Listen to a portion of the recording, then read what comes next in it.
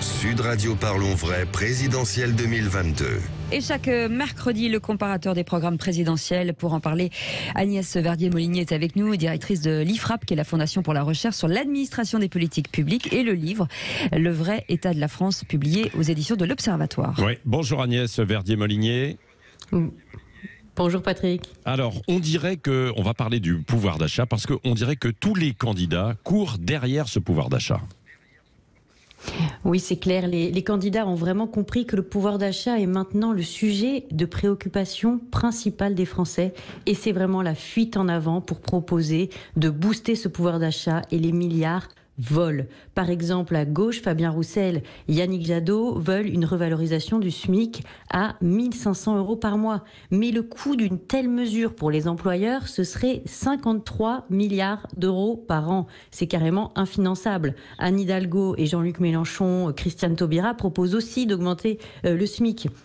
Beaucoup de candidats aussi proposent d'augmenter le salaire des fonctionnaires. Le plus important, c'est Fabien Roussel qui propose de rattraper le gel du point d'indice et donc une augmentation de 30% de l'ensemble des agents publics. Et ça, Patrick, ça coûterait 60 milliards d'euros par an à nos finances publiques. Là aussi, on ne sait pas comment ils financeraient.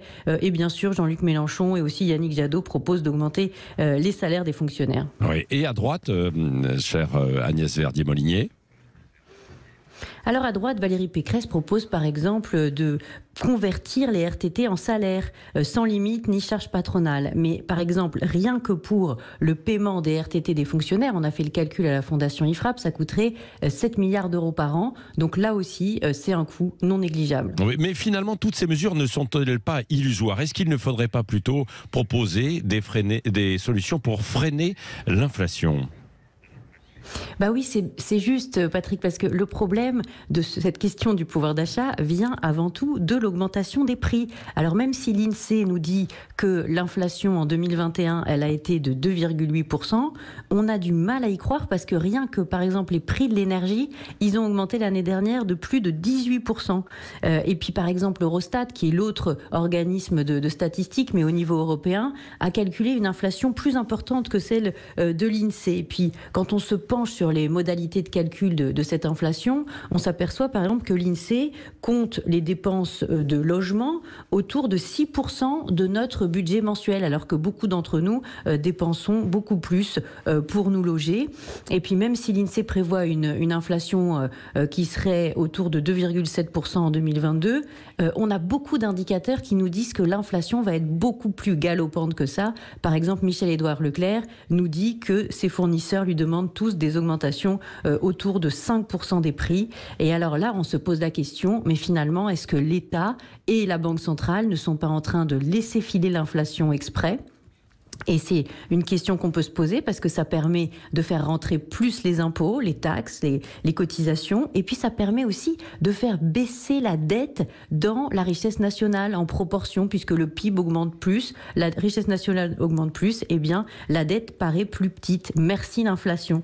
Et donc avec toutes ces questions qu'on se pose autour de l'inflation, avec le fait que le gouverneur de la Banque de France nous dit qu'ils vont maintenir l'inflation autour de 2%, mais qu'on était déjà à 5% en zone euro l'année dernière, on peut se demander si rajouter tout le temps des dépenses publiques, rajouter des augmentations du SMIC, c'est pas un peu complètement à côté de la plaque? S'il fallait pas plutôt se poser la question sur comment on fait pour arrêter, en dépensant moins, de booster toujours l'augmentation des prix, parce que cette inflation, elle vient de quoi? Elle vient des politiques qui ont été menées face à la crise sanitaire, de l'arrosage massif en dépenses publiques, du quoi qu'il en coûte, et donc on est dans un cercle vicieux où on augmente la dépense, on crée de l'inflation, finalement on ratiboise le pouvoir d'achat des Français, on se pose des questions sur des chèques inflation ou des mesures pour augmenter le pouvoir d'achat des Français, et on tourne en rond.